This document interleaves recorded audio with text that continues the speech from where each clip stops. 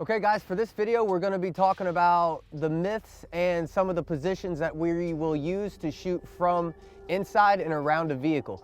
The first scenario we're going to cover is, for whatever reason, we're in this direction of travel, we're going that way, and something happens to the front. We're not going to get into the who or the what or the why, just whatever happens, happens, and I got to get out of this vehicle. But in the process of getting out of the vehicle, I also want to re-engage. I want to send rounds downrange to kill or to suppress the enemy. We're riding in the car, naturally the door will be closed. We're going this way. For whatever reason, something happens. I want to reach over, I'll grab my gun, avoiding flagging myself, I bring the gun up and over my shoulder. Now from here, I can engage. Depending on the environment and your SOPs is whether or not you want accurate fire or whether or not suppressive fire is okay. So I can engage from here. The next thing that I can do is I can come over my shoulder again, and I want to lead out. I want to be able to shoot from the A-pillar and the door, the little crack that opens up there, and I want to lead with my muzzle first, lead with my muzzle and eyes, and then engage. So starting from here, I come over, I reach for my gun, I come up and over my shoulder, and I actually lean out, and then I can engage from here. From here, what we would do is we would want to get out of the vehicle and start breaking contact, because vehicles are a bullet magnet and we want to get away from them. So let's go ahead and go to the front of the vehicle and discuss what we would do from there. Okay guys, so now we're at the front of the vehicle. Now depending on what size of vehicle and what kind of vehicle you have is going to determine what kind of position, how far forward, and how you're going to exit the vehicle. Naturally, if you're in a soft skin, low sedan, something like this, then you're going to want to get out of the vehicle and stay low. If you're in an up-armored Suburban, the Suburban's a little bit taller, you're not going to have to crouch down so far. But what I wanted to do is I want to avoid getting right up on the hood. By getting right up on the hood, more of my body is exposed. Not only is more of my body exposed, but vehicles are bullet magnets. So therefore, when rounds impact the vehicle, they change trajectory. They lose velocity and they change trajectory. So if I'm right up on cover, right up on this vehicle hood, and rounds are impacting it, rounds can skip off of hoods, and I don't want to be right up on it. I want to be within that safe deflection angle. I am getting the same amount of cover available from this engine block by being off of it, but I'm not in that deflection angle. I'm in the safe side of it. So what I want to do here is I want to try to align myself as much as possible along the wheel hub, along the axle line. The engine block is the only true piece of cover, but I have to worry about underneath of the vehicle as well. I'm worrying about any of the skipped rounds or any of the secondary fragmentation that can come up from underneath the vehicle. So once I get in line with the axle as much as possible, I can engage my threats over there I can poke up over top the hood, but I don't call it turkey peeking almost. Remember that if I poke my head up over top of this hood, not only can I see more, but more can see me. So the game of angles works both ways. If you do want to come up and over, one of the things you don't want to do is try to avoid a shoot with your gun straight up and down. You actually want to rotate it and can it to either side. Your gun has a sight and barrel difference. It's about a 2.5, 2.6 inches, depending on the optic and sight that you're using, that I have to take into reference. So this, I can see the threat, but my barrel sees the car. If I roll it over onto my side, I can engage and nothing hits the vehicle.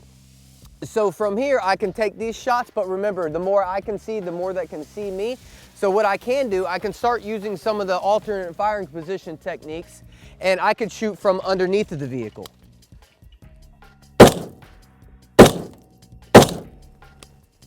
I can also use the bumper line, and I can start working my way out to in, outside to inside from the bumper line. So I'm basically down here like this, and I start to work my way out, trying to stay low and use that engine line and engage.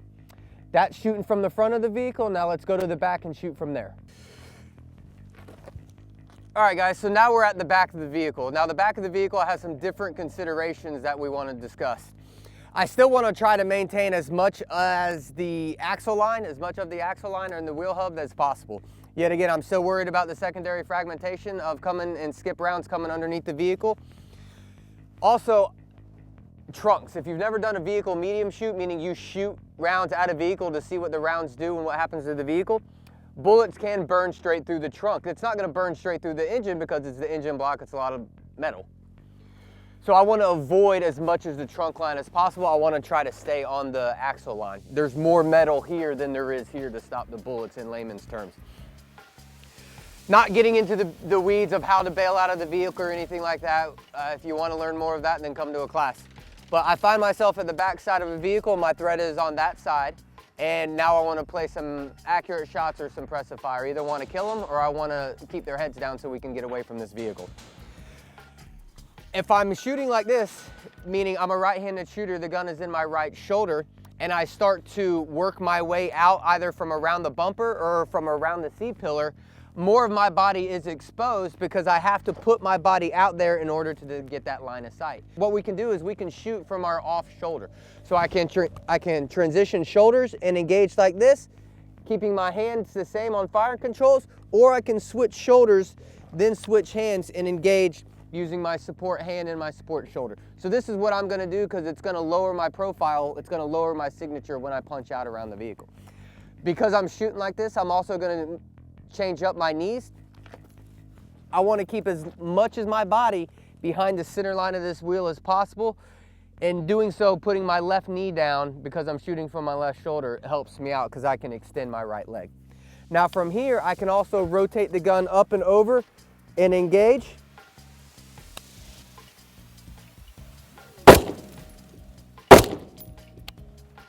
Just like we did from the front, and I can also rotate underneath